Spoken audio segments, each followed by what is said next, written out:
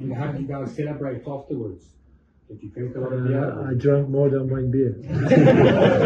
So yeah, it was very nice. I think it was an explosion of emotions after the game and many hours after the game. Also with the players, I think it was the right moment to do it. Also, and maybe it was because of the suspense that was in the last two games. We were in a very good position, and then suddenly they deducted the 3 points. I said it already before. Okay, we did a mistake, but we never thought that it should happen because it was 6 months after it happened.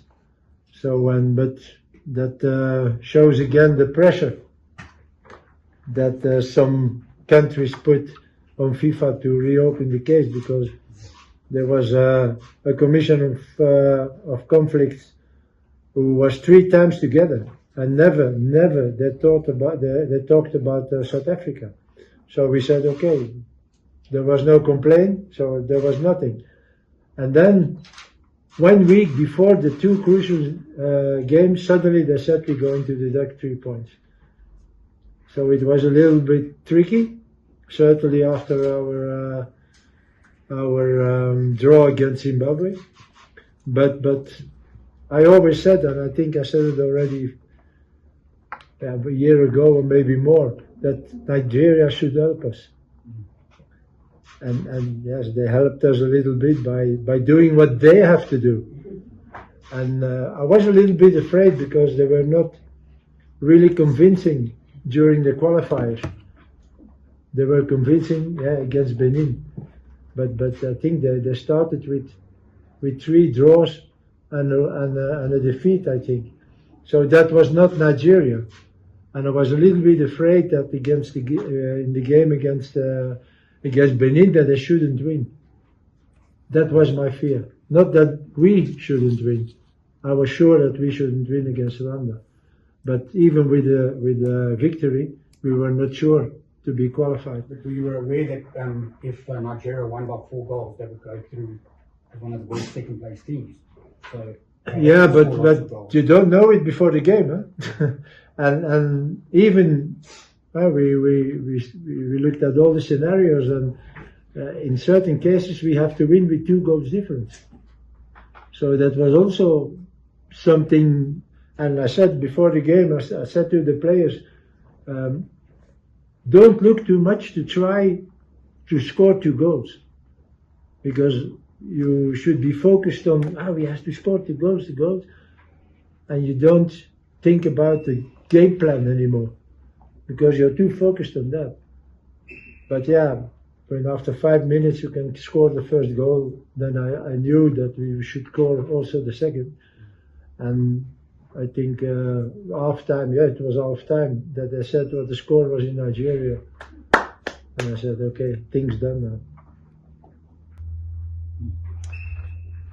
Against Rwanda, coach, obviously Foster was out.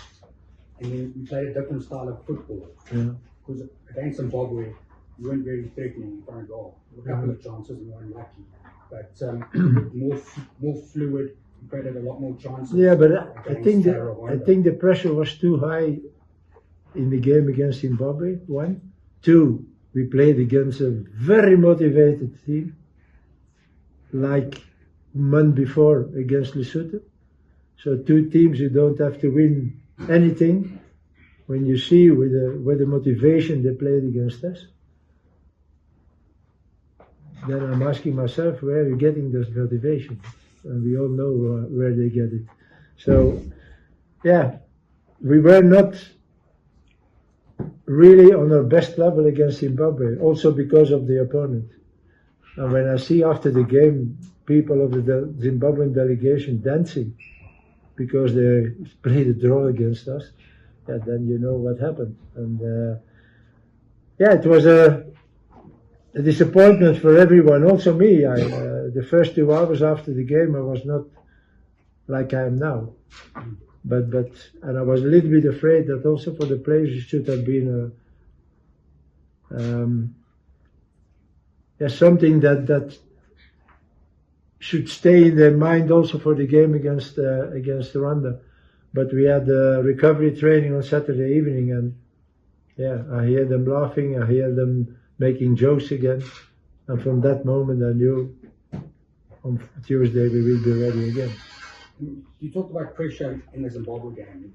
That's part of the reason guys didn't play that well. AFCON's coming up, big pressure. How do you deal with it? Yeah, but it's different. It's different.